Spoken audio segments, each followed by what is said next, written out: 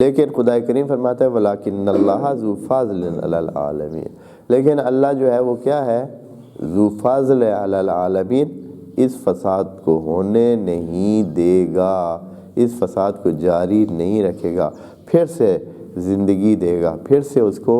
ختم کر کے دوبارہ زندگی دے گا، پھر چلتی ہوئی، نہیں تو ختم ہو جاتی ہے زندگی، ختم ہو جاتی ہے جب لوگ مایوس ہو جاتے ہیں، جب زندگی رہتی نہیں ہے، جب زندگی کرنے کا کوئی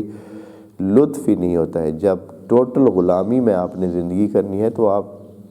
5 سال 10 سال یہ برداشت کرتے ہیں، پھر کہتے ہیں یار دفع کرو،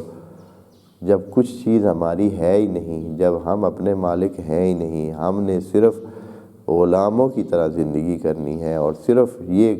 نہ ہم زیادہ مالک بن سکتے ہیں، نہ پیسہ رکھ سکتے ہیں، نہ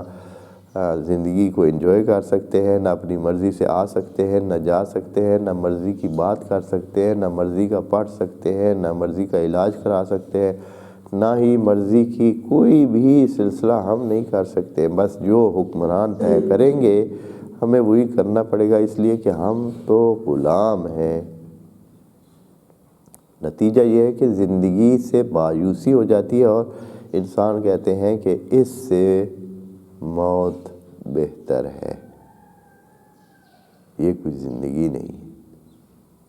لیکن خدا کریم نے انسانوں کے اندر وہ جذبہ حریت اور جذبہ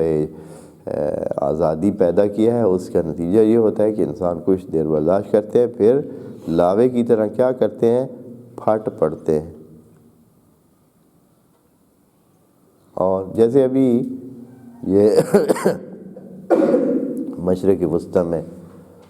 جو حالات وہاں ہیں وہ اسی طرح ہے، اتنا دباؤ رکھا ہوا ہے جو جابر حکومت ہے، غاصب حکومت ہے، کہ آخر وہ اس طرح کے اقدامات کرتے ہیں اور پھر وہ اپنے اس سے باہر آ جاتے ہیں،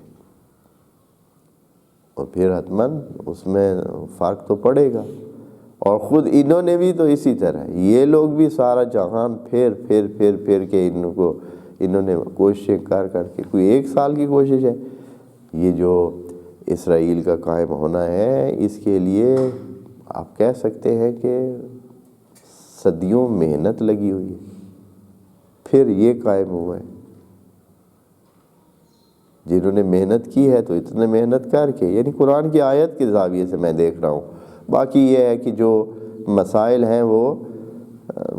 سمجھداری سے حل ہونے چاہیے، لیکن قرآن کے مطابق یہ ہے کہ یہ دفع اللہ الناس